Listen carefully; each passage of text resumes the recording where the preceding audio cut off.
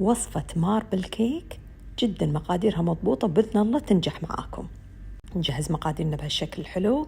نحط 4 بيضات، عليهم 1.4 كوب من سكر البودرة، ونخلط، وعقبهم 1 كوب من الزيت النباتي، ونخلط لغاية ما يتضاعف حجم الخليط. عقبها راح نحط 2 كوب من الطحين المنخول مع ملعقة كبيرة بيكنج باودر، وملعقة صغيرة بيكنج صودا، وملعقة كبيرة من الفانيليا السائلة.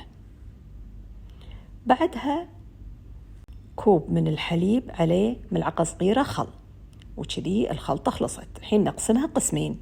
قسم راح نحط عليه 2 ملعقة كبار من الكاكاو البودرة.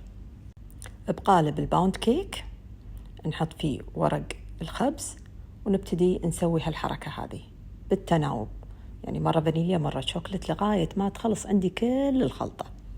شوفوا الحركة اللي بسويها، لازم تسوون كذي عشان تطلعون الهواء من الخلطة. الفرن قبل 10 دقائق نحط 180 درجة الحرارة، بعدين نوطيها على 150 لمدة 40 إلى 45 دقيقة، وتطلع عندكم أحلى ماربل كيك. جربوها. ايش رايكم؟